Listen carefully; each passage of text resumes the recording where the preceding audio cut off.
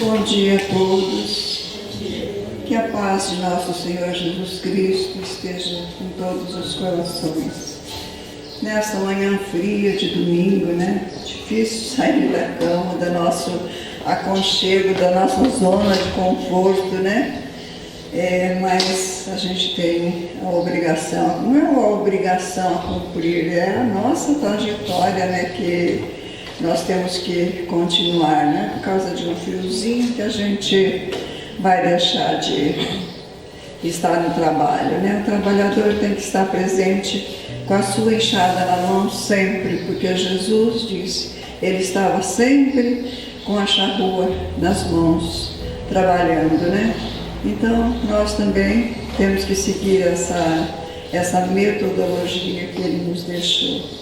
Então, vamos elevar o nosso pensamento a Deus, Pai Todo-Poderoso, Criador do Universo, a Jesus, nosso Mestre, por excelência, agradecendo todos os mentores desta casa, os trabalhadores anônimos desta casa, os trabalhadores espirituais, que pelo batalhar deles hoje nós estamos aqui, nós temos essa casa de amor e de luz que sempre nos recebe. Então hoje, nesta manhã, nós elevamos uma vibração boa para a nossa irmã Ana, que ela, por eleição, está por cargo dela hoje, que ela seja amparada e que nós possamos colher de cada ensinamento um pouquinho do nosso caminhar, da nossa evolução, para que sirva para nós guardarmos dentro do nosso coração aquilo que aqui nós viemos buscar, a paz, a luz e o amor.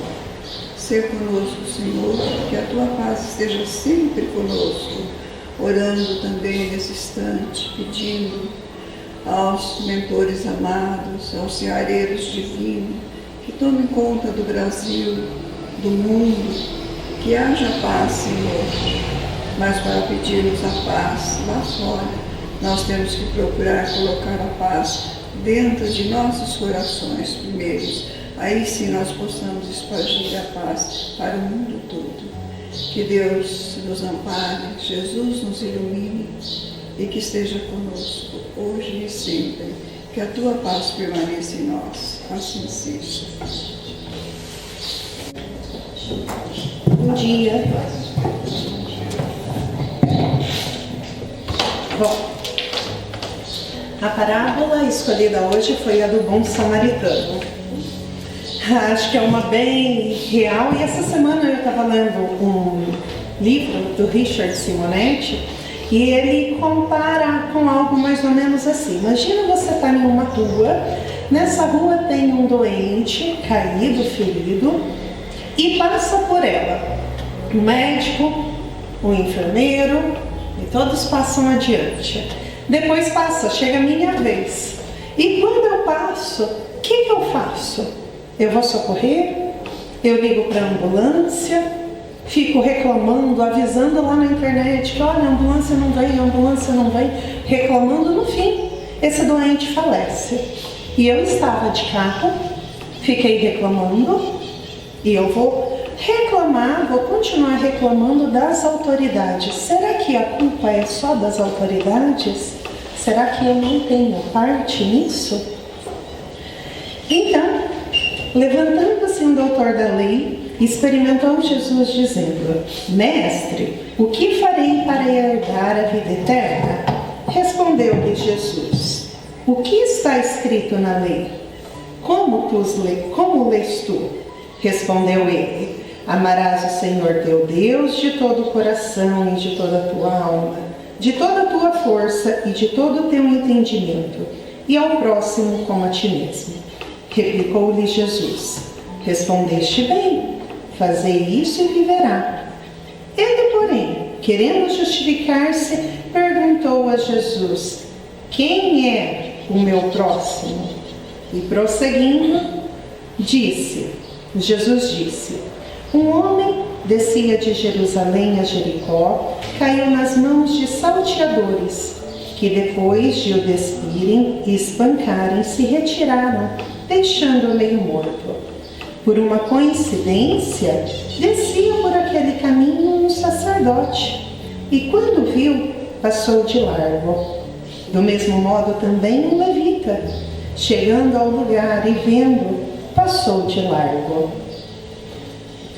Um samaritano, porém, que ia de viagem, aproximou-se do homem e, vendo, teve compaixão e dele, e chegando, atraiu-lhe as feridas, deitando nelas o azeite e o vinho, pondo sobre seu animal, levou para uma hospedaria e o tratou. No dia seguinte, tirou 2 denários, deu aos hospedeiros e disse: trata-o, e quanto gastares demais, na volta eu te pagarei. Qual desses 3 parece ter sido próximo daquele que caiu nas mãos dos salteadores? Respondeu o doutor da lei: aquele que usou de misericórdia para com ele. Disse Jesus: vai e faze tu mesmo. Essa parábola está em Lucas capítulo 10, versículo 25 ao 35, ou 37. Estudando a parábola, nós temos o doutor da lei, que é o primeiro que pergunta a Jesus. O interessante é que a parábola foi proposta por esse doutor da lei, de certa forma, que era um judeu da alta sociedade, e ele era doutor, como já disse. E para ser doutor, ele tinha que conhecer todos os mandamentos de Moisés, que no total eram 613 mandamentos, que tinham que ser repetidos todos os dias, 2 vezes ao dia. Então, quer dizer, ele tinha conhecimento. Daí de 2 uma. Ou temos traduções que falam que ele quis experimentar Jesus, e temos traduções que diz que ele queria tentar Jesus. De 2 uma. Se ele tinha boas intenções, ele queria apenas experimentar Jesus, no sentido de que deixa eu ver o que ele sabe e compartilhar o que eu sei, juntos eu aprendo e ele também. Até mesmo no nosso grupo de estudos aqui da casa, o objetivo não é ninguém sobressair, é um aprender com o outro. Ou se ele tinha más intenções, realmente o objetivo dele então era tentar Jesus, era para ver se Jesus ia cair em contradição e ver se ia falar alguma outra coisa como esse mandamento.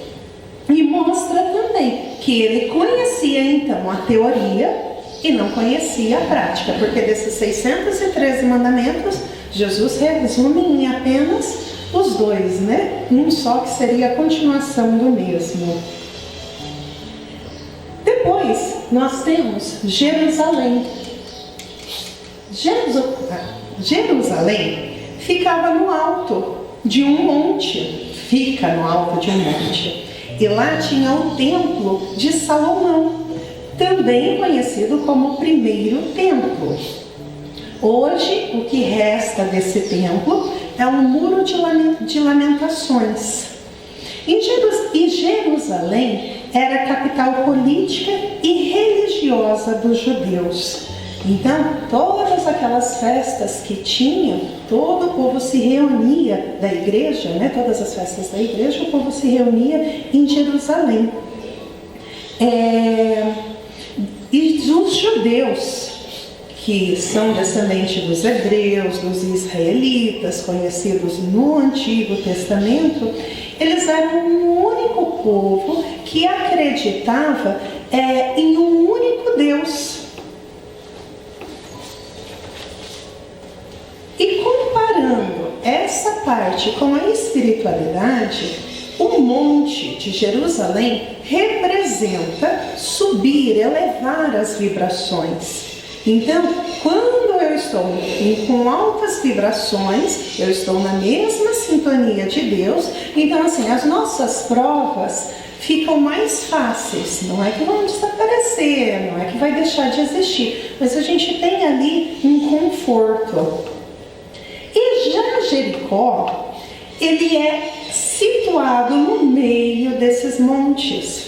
Ela é é a cidade mais baixa do planeta e ela fica 270 metros abaixo do nível do mar.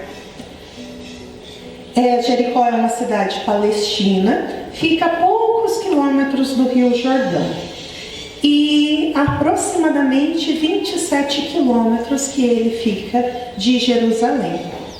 Comparando a cidade também de Jericó com a espiritualidade, ela vai ser o oposto de Jerusalém. Ele vai representar as baixas vibrações.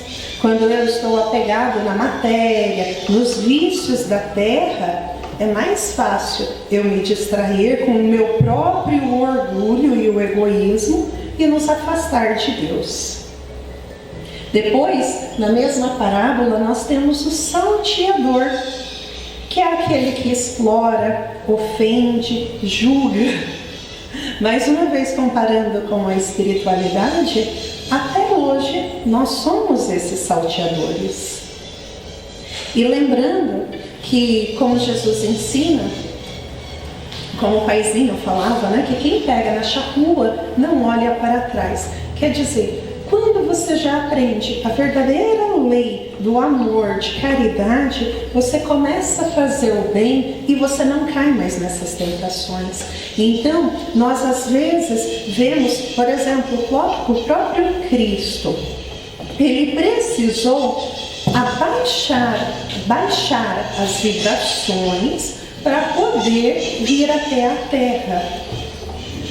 E para não cair em tentações. Era que o Cristo não precisa de cair, não precisava, né, cair em tentações. Mas nesse sentido de que nós temos, na própria Bíblia nos cita, né, que se um filho pede pão, nenhum pai dá pedra.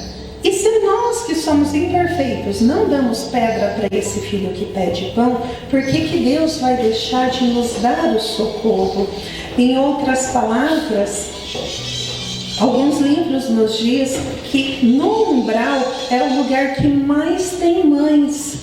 Não é porque elas estão lá sofrendo, é que elas estão lá em busca, consolando, fazendo esses irmãos que ainda estão perdidos se encontrarem. Então, no sentido de baixar a vibração, nós, às vezes, ainda como imperfeitos, né, quando abaixamos a nossa vibração, a gente se perde, nós caímos em erros, em tentações. Enquanto quem já aprendeu o amor, a verdadeira caridade que Jesus nos ensina, eles podem abaixar a vibração e vêm para auxiliar.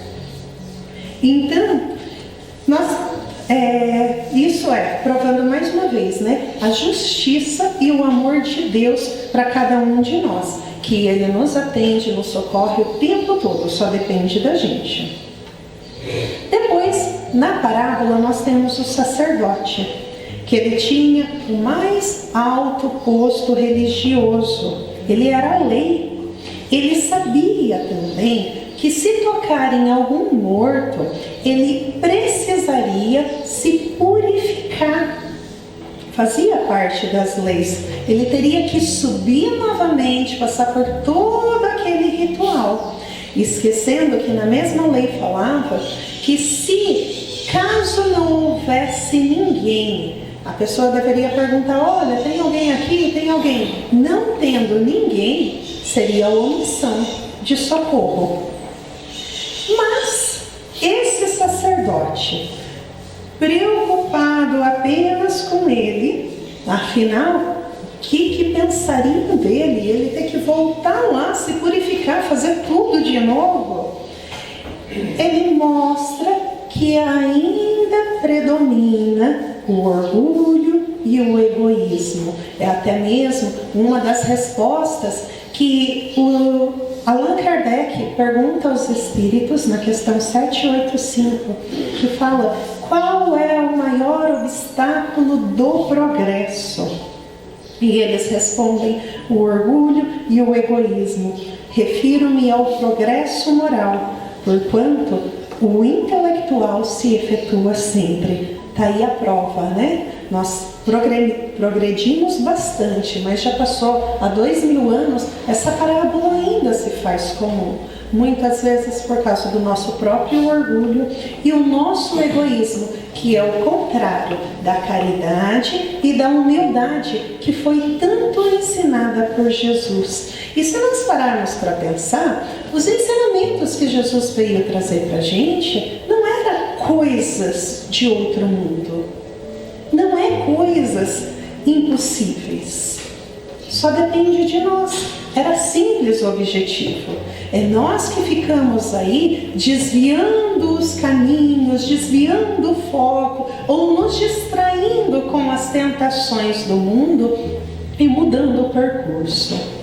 Depois, na parábola, nós temos um levita, que ele era tipo um auxiliar do sacerdote, como eu tinha citado lá em cima, lá no início, como se fosse o médico e o enfermeiro. Ambos vendo-o caído, ensanguentado, nu à beira do caminho por onde passaram. Esses dois representam o amor dos egoístas, aqueles que não compreenderam ainda o que é o amor. É aquele amor que ama só o abstrato, só a ideia, e não pratica a realidade. Quantas vezes nós vemos isso, né? Ou até mesmo nós falamos de nós mesmos, que aqui dentro eu sou uma pessoa, da porta para fora eu sou outra pessoa. É quando a gente ainda não está praticando, é apenas o da boca para fora, né? Depois, nós temos os samaritanos. Os samaritanos, eles eram considerados nos olhos dos... Eles eram considerados ateus nos olhos dos judeus. E por isso que eles eram desprezados e perseguidos. Pois bem, este da história é um dos... foi o que Jesus escolheu para representar. Até mesmo porque o doutor da lei, ele conhecia a fama dos samaritanos. E um pouquinho antes, no capítulo anterior de Lucas, conta que Jesus chama os discípulos e fala: olha, nós vamos levar o reino de Deus e eu preciso que vocês vão na frente pedindo hospedaria para a gente pernoitar. E João e Tiago vão na frente, chegam em Samaria, pedem abrigo e eles, vendo, falam assim: olha, vocês estão com cara que estão indo para Jerusalém. Quer dizer, vocês vão lá falar do Deus de vocês. Para vocês nós somos ateus, então aqui não tem lugar para vocês. Daí, para quem não lembra da parábola, talvez lembram dessa frase, né? Que esses dois apóstolos chegam em Jesus e falam assim, desculpa, parábola não, para quem não lembra da passagem, talvez lembram da frase que Jesus responde, que eles perguntam a Jesus: Jesus, vamos pedir para que desça um fogo do céu para cair sobre eles. E Jesus fala: não é isso que eu vim ensinar. Eu não vim destruir as almas, eu vim salvá-las. Então, pode ser que esse mesmo samaritano foi colocado ali, porque vocês imaginam o preconceito que tinha na época. E o samaritano é o que teve o bom ato. Por quê? Ele, o vendo, ele moveu-se de compaixão. Então, este foi o primeiro momento que o samaritano faz a caridade. Muitas vezes eu pensava que era a hora que ele foi lá limpar as feridas, ou a hora que ele foi lá, colocou em cima do animal. Não, o primeiro momento que ele pratica a caridade é quando cita que, vendo, ele moveu-se de compaixão. Por quê? A caridade é o amor em ação. Quer dizer, ele não é o ato, é o sentimento. Porque todos os outros viram, mas ninguém teve compaixão. Por quê? Se você tivesse compaixão, você iria pensar: poderia ser eu. Eu não sei quem é ele, poderia ser meu irmão. poderia ser alguém da minha família, poderia ser meu amigo. E ele não. O samaritano, ele se moveu de compaixão. Então, até mesmo, por quê? Nós podemos ter o ato de servir, ajudar, socorrer, mas sem ser nobre. Nós temos isso no nosso dia a dia. O George Lahart, ele cita 4 exemplos de servir. E olha só, o primeiro é com ironia, sarcasmo. É aquele que vai lá e fala: amor, aonde está a margarina? A margarina está aí na geladeira. Mas eu não estou vendo. Ah, como você não está vendo? Eu estou indo aí. E se eu achar, daí tem até aquele ditado que fala na internet, né? Eu vou esfregar na sua cara. Quer dizer, você está sendo irônico, você está servindo, você está indo pegar, não está? Ele está pedindo a margarina, você vai dar a margarina. Aonde está o chinelo? Aonde está tal coisa? Eu estou servindo, mas eu estou servindo talvez com mágoa ou com ódio. Depois, nós temos o servir por obrigação. Eu trabalho aqui, eu tenho que cumprir o meu horário e após esse horário eu vou embora. Mas está demorando, né, para a hora passar? Tá devagar. Tudo isso eu estou mostrando que eu estou fazendo, não é por amor, é por obrigação. Depois eu tenho por barganha, que é aquele: eu estou fazendo um ato bom, deixa eu tirar aqui uma foto, deixa eu postar, que eu estou fazendo uma coisa boa.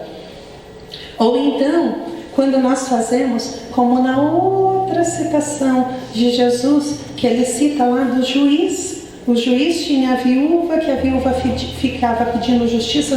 Teve uma hora que o juiz pega e fala: deixa eu fazer para ela parar de me atormentar. Quantas vezes que a gente não faz isso? A gente ajuda alguém só para alguém sair da nossa frente. E depois nós temos o verdadeiro. No capítulo 13 do Evangelho segundo o Espiritismo, eu vou ler aqui o item 4, que fala do capítulo: que não saiba o que a mão esquerda dá, o que dá à direita. Ele fala assim, no final, tá? A mocinha tinha uma mãe que fazia caridade e sempre ia junto à filha. Ele fala: olha, a mocinha também quer fazer caridade. Porém a mãe lhe diz: que podes dar, minha filha, quando nada tens de teu? Se eu passar as mãos alguma coisa para que dês a outra, qual será o teu mérito? Nesse caso, em realidade, serei eu quem faz a caridade. Que merecimento terias nisso? Não é justo. Quando visitarmos os doentes, tu me ajuda a tratá-los. Ora, dispensar cuidados é dar alguma coisa. Não te parece bastante isso? Aprenda a fazer obras úteis e confeccionarás roupas para estas criancinhas. Desse modo, darás alguma coisa que vem de ti. E é assim que essa mãe verdadeiramente prepara a filha para a prática das virtudes que o Cristo nos ensinou. Então, nós devemos dar o que vem de nós mesmos. Não é só dar o ato do dinheiro, não é só dar algo para suprir a necessidade. Como aqui a casa oferece nos sábados o trabalho de doação de alimentos, nós vimos a diferença durante a pandemia, onde só entregava o alimento, e quando começou a evangelização. O clima, a harmonia dentro da casa, a vibração foi completamente diferente, porque nós precisamos do alimento também para a alma. Quer dizer, como que eu vou conseguir esse alimento para a alma? Às vezes, escutando um amigo, às vezes conversando, num simples gesto de carinho. Então, a verdadeira, e temos o último servir, que é com amor, com desinteresse, que é o que não quer nada em troca. Ele é o sentir, que seria o amor em ação. Daí tem até uma história da Madre Teresa, que diz que um milionário observava ela dando banho em um leproso. E quando ele se aproxima dela, ele falou assim: olha, eu não faria isso, o que você está fazendo, por nem $1 milhão. E ela responde: eu também não. Por 1 milhão, eu também não faria. Eu só faria por amor. Então, esse é a verdadeira caridade, o que não espera nada em troca. E Jesus já dizia, né, que o trabalho, a seara é grande, mas os trabalhadores são poucos. Porque muitas vezes, Jesus no lar, ele conta uma outra história, que é do servo inconstante. É um cara que pede, olha, Deus, me dá maneira de ajudar o próximo. E aparecem várias oportunidades. E todas as oportunidades ele vem com uma desculpa diferente. E na hora de prestar conta, ele vai lá e fica justificando por que não fez. Essa semana eu até comentei no nosso estudo que eu tinha visto uma cena na internet, uma senhora dando banho num filho que aparentemente ele já é um adulto, mas em corpo de criança ainda, ele é especial, e ela jogava água com a chuva para cima e falava: olha a chuva, e molhava a nuca dele, os braços dele. E daí assim, eu só li assim eu não tive força suficiente para ler a matéria completa, mas dizia assim que ela tinha adotado ele porque ele era espancado, a família espancava ele, então ela adotou ele e mais 2 outras crianças, além dela já ter mais 3 filhos. E aquele grupo ali estava fazendo uma vaquinha para construir mais um quarto na casa, porque a casa só tinha 2 cômodos. Daí eu fiquei imaginando, gente, com tão pouco, e já está preparada para servir. Não é à toa que Jesus fala que os trabalhadores são poucos. Ela já está preparada. E às vezes a gente tem muito mais e a gente não tem a coragem. Ficamos aí com as justificativas. O Eurípides contava uma história que o seu Hugo contava, que diz que tinha uma pessoa que ligou solicitando que fosse dar um passe, que um espírita fosse lá dar um passe. E essa pessoa saiu. E ainda no telefone ela falou: olha, mas você entra pelo elevador de serviço.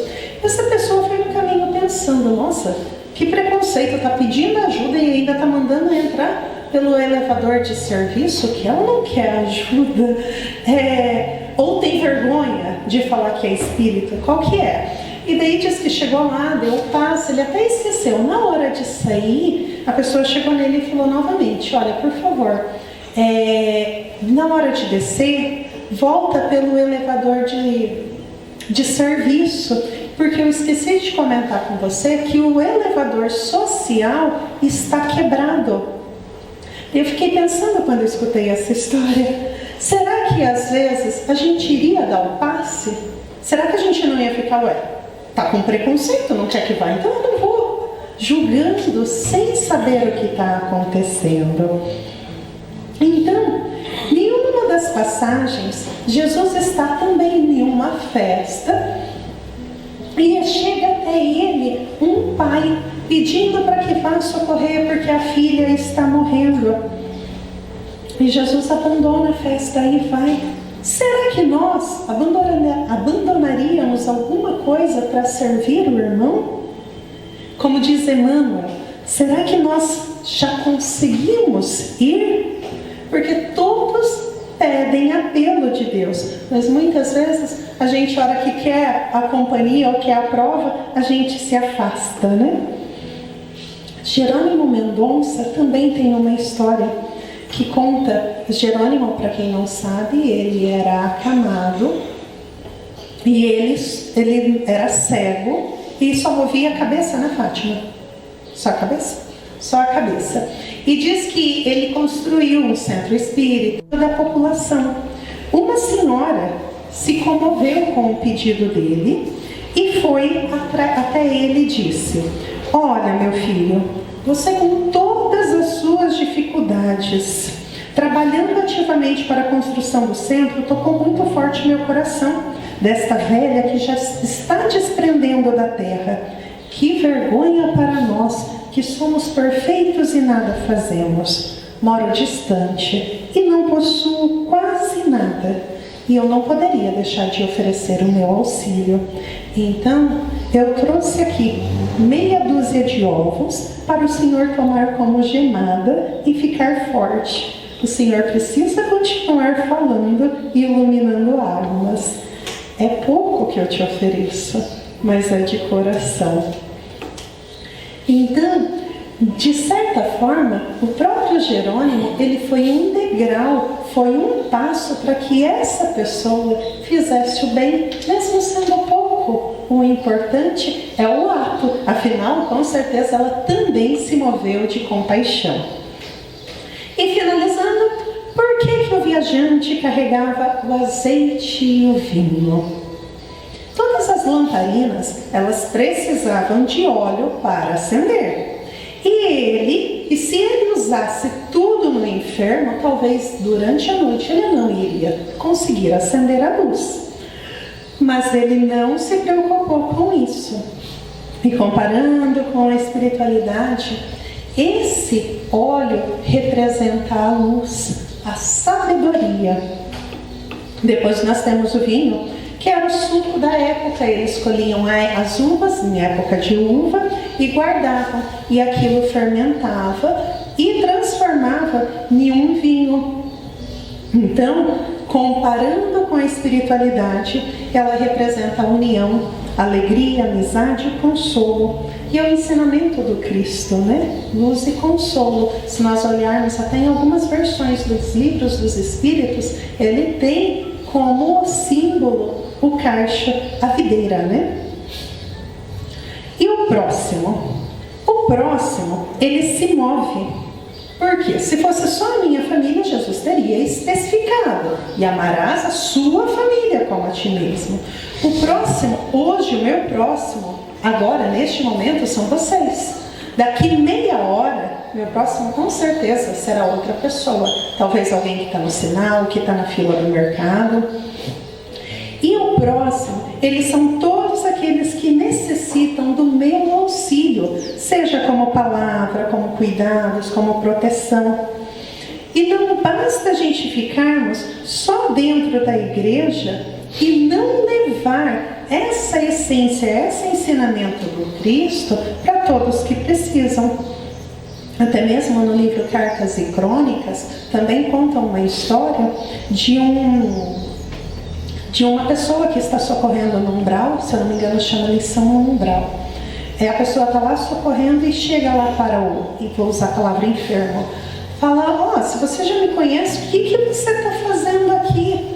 E ele falou: olha, você me ajudou muito na terra enquanto eu estava vivo, você me socorreu muitas vezes, mas você não me ensinou a pescar. Então, muitas vezes, a gente tem que levar o consolo, levar o ânimo para a pessoa e ensinar ela a trilhar um caminho diferente. Olha, é isso que você está fazendo? Não está dando certo? Vamos tentar dessa maneira? Então, o próximo, ele pode ser aquela pessoa que eu nunca vi na vida. É alguém que está no canto da rua, é uma criança, é o chefe do trabalho mesmo exigente, é o subordinado que te obedece, é o mendigo, é todas as pessoas que fazem parte com a gente da sociedade. E todas elas são o nosso degrau. Se a gente conseguir fazer esse bem, nós estamos, graças a essa pessoa, praticando o ensinamento do Cristo. Depois, nós temos os caídos, que é o que mais tem ao nosso redor. Será que nós temos percebido, auxiliado eles? São os irmãos que estão em depressão, os acamados, aqueles que sofrem preconceitos, são os desempregados, e todos só estão esperando muitas vezes um consolo, uma palavra amiga, um abraço, uma visita. Então, o samaritano nos ensina a prática. E ele nos convida, o Jorge Elahar também nos convida a pensar na cena. Imagina o samaritano chegando na pousada, provavelmente deveria ser uma das únicas da região. Ele chegando, carregando aquele enfermo para dentro da pousada e sentado jantando, o sacerdote e o levita. Com certeza para eles seria uma lição. porque a gente precisa de vários exemplos, né? Para a gente começar a colocar em prática. Então, como ajudar? No livro Rumo Certo, ele ensina a gente, ele nos lembra, né? A orar por as pessoas, por mais que elas às vezes sejam difíceis, estão no nosso caminho, e meditar que muitas vezes que essas pessoas, elas estão sofrendo os impactos das tentações do assaltante, daquele que o espancou na estrada. E daí ele completa assim: consideremos de sobremaneira que ninguém se aproxima de alguém pedindo reprovação ou azedume. Todos carecemos de bondade e de compreensão. Todos nós precisamos nos sentir amados. Depois, Divaldo conta também uma história que ele estava em uma conferência e a pessoa chega nele e tá aquela fila, né? Pedindo autógrafos, e chega uma pessoa e fala: olha, eu preciso de ajuda.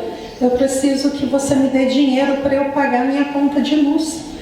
E Divaldo diz que ele escuta aquilo e já prepara para dar o bote e fala assim: pensa, né? Como? Que falta de respeito. Tem uma fila aqui, a pessoa está passando na frente, vem me pedir dinheiro, sendo que nem dinheiro eu tenho. O dinheiro que eu tenho aqui é da venda de livros. E nisso Joana aparece e fala: então, é das vendas do livro, é esse dinheiro que você vai usar. Ele fala: não, mas esse dinheiro é da mansão do caminho. Essa briga é por pensamento, né? E ele fala: esse dinheiro é da mansão do caminho. Ela fala: nada disso. Esse dinheiro é de Jesus. Eu vou te contar uma história. Essa senhora estava na casa dela com 5 filhos. E as 5 crianças têm medo do escuro. Eles começaram a chorar. Ela, vendo o medo das crianças, ela fez uma prece tão direta, tão profunda para Deus, que essa prece caiu nas mãos de Jesus. E Jesus solicitou que os trabalhadores que estivessem na redondeza, era para ver quem estava mais próximo para socorrê-la. E o trabalhador mais próximo foi você. Então, atenda. Quantas vezes não somos nós o trabalhador mais próximo, ainda imperfeitos, ainda com vários defeitos, mas ainda às vezes nós podemos ser a chance de alguém que passa no coração, que passa no nosso caminho. Talvez nós sejamos a resposta da oração de alguém. Então, precisamos um dos outros, e Deus se preocupa com todos nós. E a maneira dele socorrer todos nós é colocando pessoas no nosso caminho que representam Ele. Então, Jesus finaliza, né, que fala que está entre vós como quem serve. E a parábola do samaritano deixa bem resumido isso. Finalizando então, a parábola ela nos ensina que o viajante ferido é a humanidade saqueada com seus bens espirituais e da sua liberdade pelos poderosos do mundo. O sacerdote e o levita, eles são as religiões que muitas vezes só ficam na teoria e esquecem da prática. Já o samaritano, ele é o próprio Jesus que vem para nos servir. O azeite e o óleo é o símbolo da fé, o combustível que deve acender dentro de nós, que dá a caridade e a vida eterna. Afinal, Jesus disse, né? Vós sois luzes. Nossa oportunidade de pegar essa luz e levar para o próximo. O vinho é o suco da vida, é o Espírito, é a palavra em ação.